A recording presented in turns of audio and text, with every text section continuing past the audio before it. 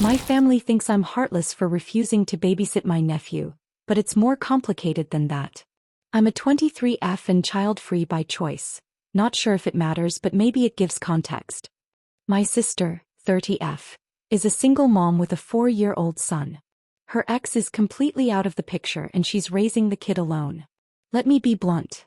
Her son is extremely difficult to be around. He screams bloody murder over the smallest things, has major meltdowns with certain sounds or textures, and gets overwhelmed easily. It's obvious to everyone but her that he likely has undiagnosed behavioral or neurodevelopmental disorders. I don't blame him for that, he's a kid. I blame my sister, who is incredibly ableist and in denial about anything being wrong with her child. She refuses to seek professional help, therapy, or even basic behavioral interventions. Because of that, I don't babysit him. It's not healthy for me, and I honestly don't feel safe or equipped to manage him on my own. My sister, however, regularly demands that I do and then gets furious when I say no. This has caused major fights between us and created tension in our family. Recently, a close friend of mine, 23M, and his wife, 22F, asked me to babysit their 1-year-old son for an afternoon. They asked politely, respected my boundaries as a child-free person, and didn't pressure me. Their baby is calm, sweet, and honestly a joy to be around. I happily agreed. On the same day, my sister asked me, more like told me, to watch her son so she could have time to herself. I told her I was already babysitting for someone else. She flipped out, called me selfish, heartless, and a bad sister. But she didn't stop there. That day, while I was watching the baby, she showed up at my house with her son and his overnight bag, banging on the door and demanding I take him. She yelled, insulted me, called me a baby hater, while I was literally holding a baby, and wouldn't leave. I had to put the baby in another room so he wouldn't get scared. I told her to leave or I'd call the cops. She finally left after screaming profanities for 5 solid minutes. All of this was caught on my doorbell cam, which I sent to our family group chat. Shockingly, or maybe not, everyone in the family took her side. My parents, mid-60s, my older brother, 33M, all told me I'm an asshole for babysitting a friend's child over my own nephew. My sister is now giving me the cold shoulder and keeps sending nasty, provoking texts. Worse, she started attacking my friend's wife, who is on the spectrum and has BPD, saying she should have been sterilized and never allowed to have kids because she might pass on her broken brain. Their son shows no signs of neurodivergence, by the way. It's disgusting and ironic, considering she's the one refusing to acknowledge her own child's needs. Now, I do feel a little guilty. I've never agreed to watch my nephew, and maybe that looks bad on the surface. But I also think there's a huge difference between a calm, manageable baby with understanding parents versus a kid with severe issues and a parent in denial, who tries to dump him on people without notice. My family keeps saying I'm using the child-free label as a cop-out to avoid family responsibility. But I don't think that's fair. So how do I explain to them that it's not about avoiding kids? It's about avoiding a chaotic, unsafe situation that my sister refuses to manage responsibly? Is there any way to make them see this perspective, or am I just fighting a losing battle? Update. My family thinks I'm heartless for refusing to babysit my nephew, but now my sister abandoned him. Hi everyone. Just wanted to give an update since a lot has happened in the few days since I made my original post.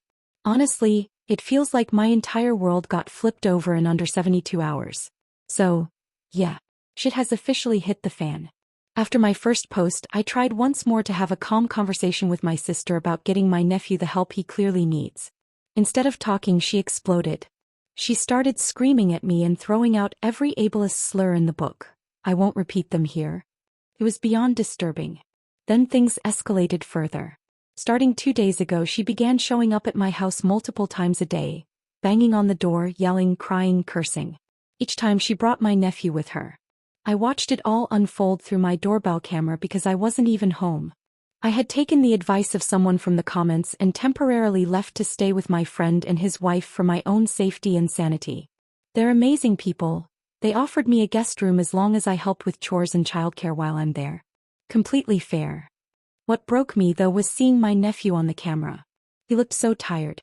Not having a meltdown, not reacting to the noise, just defeated. Like he had nothing left in him to respond with. I've never seen a 4-year-old look like that before. It made me feel sick. But the biggest bombshell? My sister abandoned him. She dropped him off at a safe haven site in the middle of the night. I got woken up by a phone call at 2 a.m. from a social worker. He's now temporarily placed with my parents and CPS is involved. In my state, even if you use a safe haven location, the child still undergoes a physical and mental health evaluation. Thankfully, he wasn't being physically abused, he's just a little underweight. But emotionally? Yeah. It's clear he needs serious help and he'll be starting therapy soon as mandated by the caseworker. And my sister? She's gone. She quit her job weeks ago, sold her car and house and had been renting a place. All signs that she was planning this for a while. She left a note saying she can't do this anymore, that she met someone, and that she deserves a normal kid, not a burden. Her words, not mine. My personal theory? I think she was planning to abandon her son the day I was babysitting my friend's baby. That would explain why she went nuclear when I refused. She wanted to disappear and needed me to be the one stuck holding the bag. That's just a gut feeling, but it fits. She still legally has 30 days to reclaim her parental rights, but honestly, based on how calculated this seems, I doubt she will. As for my family, it's complicated. My parents and brother are bouncing between apologizing and blaming me. They say if I had just agreed to babysit that day, maybe she wouldn't have snapped. I'm trying not to take it personally. I know they're grieving, angry, and looking for someone to blame. People do cruel things when they're hurting. I get it. But it still stings. Right now, I'm still staying with my friend's family. I'm sitting on their couch holding their baby while his mom ran out to grab groceries. It's storming out and I didn't want her dealing with the car seat and baby in this weather, so I offered to watch him. He's peacefully asleep on my chest as I write this, and it's one of the few moments of calm I've had lately. This update is a bit all over the place and I'm sorry for rambling. There's still a lot I don't know about what's going to happen with my nephew, whether my sister will resurface, or how my family dynamic will recover from this. My friend's wife keeps telling me to rest, breathe, and try not to dwell too much. But it's hard not to. It really is. Anyway, thank you to everyone who commented on the original post. Your support, advice, and validation help me more than you know. Whether or not I post more updates, I just wanted to say that I really appreciate this space.